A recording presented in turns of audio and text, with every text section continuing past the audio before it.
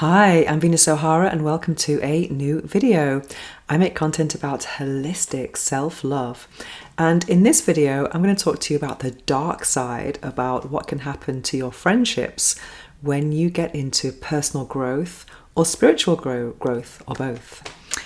Yes, anyway, I wanted to write this down because this is something I have been going through a lot in my life. I had a spiritual awakening in 2017, which has been a fantastic experience, sometimes difficult, sometimes challenging, but I wouldn't change it for the world. And having a spiritual awakening, I would describe it as, to some extent, can be traumatic, but it really changes and shifts your perspective on everything. And it's and once you change that perspective, you can't go back. It's quite incredible, really.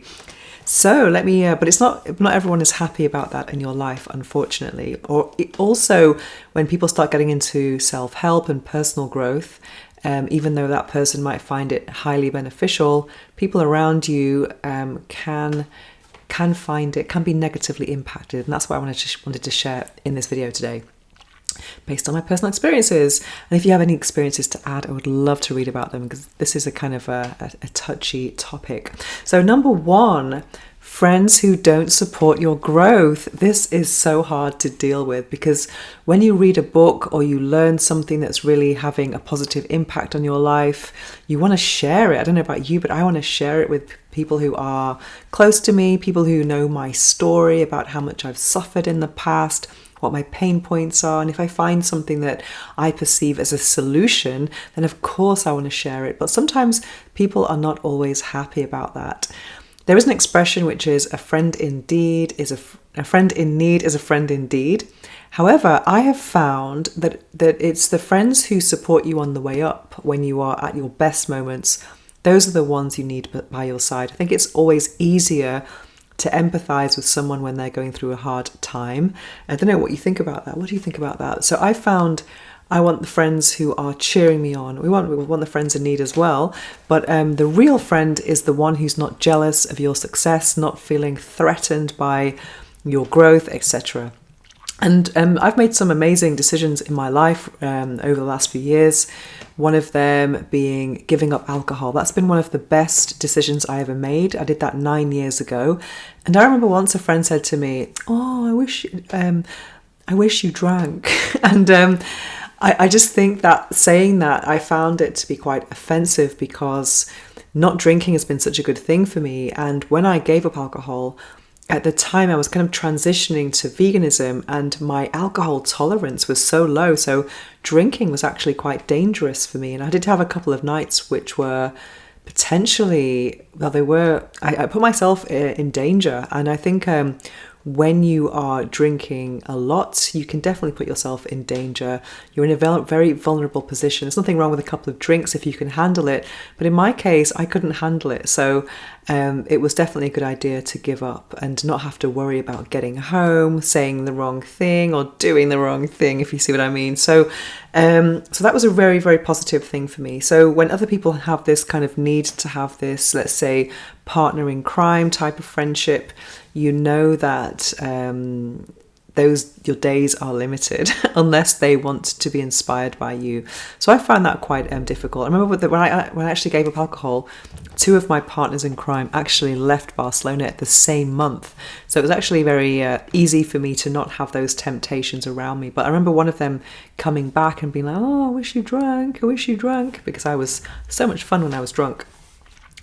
And yeah, so it can be, but that doesn't just apply to alcohol. A lot of people can be threatened by your growth in general, just thinking that there's no longer a place for them in your life. I remember another friend of mine, I started going to this private members club, and then she started getting all jealous about my new friendships, my new social circles, and just my new zest for life. And this friend actually does drink too much, and I didn't feel that I could ever invite her to my club, because I would be responsible for her, and she was quite reckless in the sense of, quite outspoken. She would ask people the questions you're not supposed to ask. You can think them but you don't say them, that kind of thing. And she came along to a couple of my events with my Conscious Connections group, and then she was really loud and drunk and just talking about this oversharing about her sex life and and also asking people outright across the table, "Are you gay?" It was just like, whoa. So yeah, just like uncontrolled, especially when the nature of my events was a sober gathering. I didn't feel respected in that sense. So yeah, shouldn't really support my growth at all. Number 2, this is really hard. It's lonely. It can be very lonely when you don't have anyone to share these new growth tips with. So fortunately, there are more and more online communities where you can share stuff with people who you can share stuff with. But when you're on your own and you read something in an amazing book, you're like, oh wow, this is amazing. Or you watch a video that's really enlightening, then there's no one to really share, or no one really empathizes with how much that can impact you. So they do say it's lonely at the top. So when you're going on this journey of growth, you find that there are less and less people around you, and that can be very difficult indeed. And number 3, something that I have found is that as my self-esteem has grown, my desire or need to people please has gone right down. And I've really made an assessment on a lot of my friendships and relationships in my life, and I realized that I was overgiving because I thought that if I didn't give, I wouldn't get anything back, and I got so little back in general. So I was always the one going to someone's house, always the one making efforts in different friendship groups, etc. But when I dialed back on that, because I thought, actually, I don't want to go there. Why don't they make an effort just to come and see me? I realized in some cases that those friendships died out, and that's probably not a bad thing in the end. So yeah, less people pleasing means maybe those friends just don't stick around. And it's something that I have been paying the price of, actually, because I would put into this category as well. I am paying the price of having bad boundaries in my life. I've been too available, too open, and with my time, with my space, with my home, and then when I start putting these boundaries up, I realize that people don't really like it. Like, I might be going back to some point number 1, maybe friends not approving or supporting my growth, but I suffer with that, with the bad boundaries, because now I'm putting up boundaries and people are like, whoa, where do these boundaries come from? So yeah, that's something that I've been dealing with a lot quite recently, actually. Number 4, let's see what I say. Okay, values. Your values change. And that's quite normal in life that your values change. But I went to this values workshop recently, and I found it to be so illuminating. It was given at my private members club. We have a lot of personal development and spirituality workshops that I go along to. I'm always interested to learn new things and to see how people present their ideas as an avid public speaker myself. And this workshop was about, I think they gave us about 100 cards with different values on them, and we had to, let's say, have this deck of cards, and we put the card at the back if we didn't think that was in our top 5 values, or we put it on the table if it could be. And then in the end, you have about 20 cards on the table, and you had to kind of really reduce them to 5. And also, if there were 3 or 4 similar values, and you have to think about what is the master value, what is the one that encompasses all of these ideas. I'll give you an example of that. Something like autonomy, freedom, or independence. They can be similar words, but they have slightly different meanings. So it's trying to find what those values were. And what I found in that workshop is that once you know what your values are, you can use it as a blueprint for any part of your life. It can be your work life, your relationships, or anything that comes your way. Because if you don't really know what the values are, in terms of you don't have the language for them, you just know in your body like something doesn't feel right, or feels right, or doesn't feel right. And I find that that's kind of like a reaction in the body sometimes. So I applied this to friendship, where I was realizing that I wasn't quite vibing with some friends, and I couldn't put words on it. But then when I decided, I thought about or discovered what my values of friendship were, I realized, oh yeah, it makes sense now. Because now my friendship values it's not just about having a laugh and being able to offload all your stuff to someone, or your secrets.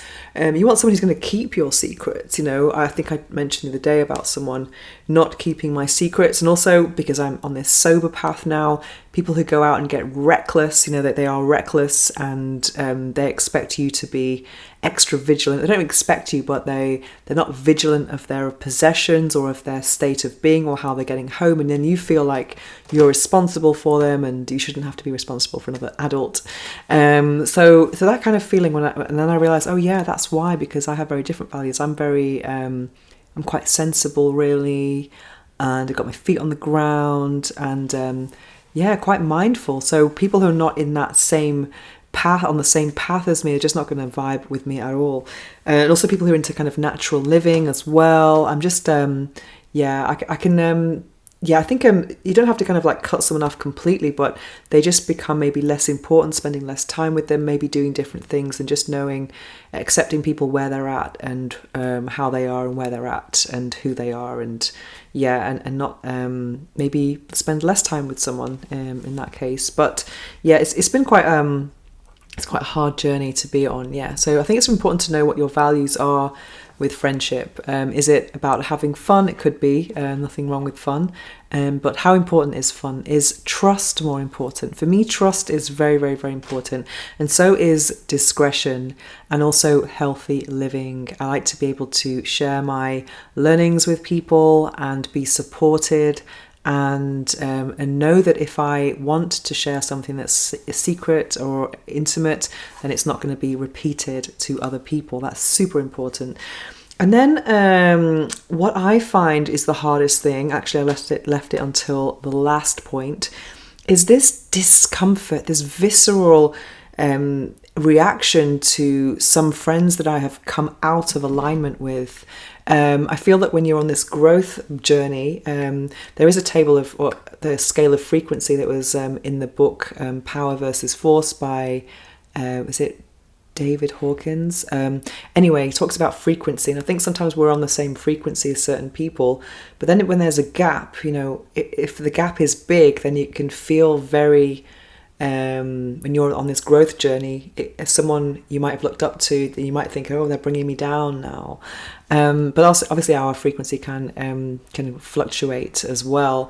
But I found that a lot, that sometimes people that I really enjoyed their company, and sometimes I'm just feeling this visceral reaction of like, oh no, I don't want to be around that person, and I don't know how to explain it, and there's nothing really logical to support why I'm feeling this way. But a friend had said to me the other day, intuition doesn't always know why. I think we know why with time, and we have more information, then intuition can make sense, but it doesn't always make sense. Sometimes it's just something very very visceral, very profound in the body, and that's how I'm relating to it now. I just think that sometimes I'm kind of like tapping in way more to my intuition these days. So if my body's having a reaction to something or someone, then I'm trying to listen to it these days and not try and think, oh no, it doesn't make sense, because in the end I think the gut instinct is always right. Yeah, well, most of the time. Anyway, I would love to know what your thoughts on this. What do you think about negative impacts of growth on your friendships, and also positive ones? But before I end the video, I wanted to leave this on a positive note, because once you kind of come out of alignment with those people who are not on the same path as you, that brings you, I think it's really important to explore space, solitude, and silence. And once you have this space, solitude, and silence, you can get clarity on what you want, what kind of friendships you want, and what you want to share, what you don't want to share, what your boundaries are. All of these things, you can kind of correct past behaviors that aren't really aligned with you anymore. And then you can attract a new tribe who is on your path of growth. Yeah. Anyway, that's all for my video today. I would love to hear your thoughts on this. And I am offering coaching these days. I'm really enjoying it. I am offering mentorship coaching on a range of different topics that I talk about on here, such as sexual wellness, content creation support, accountability partnership. What else? Yeah. So anyways, more details in the link below. And I'm also giving away a free meditation, which is called the Life Upgrade Meditation, which is 100 powerful affirmations from the 12 areas of the life wheel. And those areas include things like health, friendships, spirituality, personal growth, relationships, professional success, and many more things. So that is a 16-minute meditation with binaural beats, and it's free. Yeah. Anyway, thank you for watching my videos. Thank you for supporting me, and I hope you stay aligned with my content. Thank you. Mwah.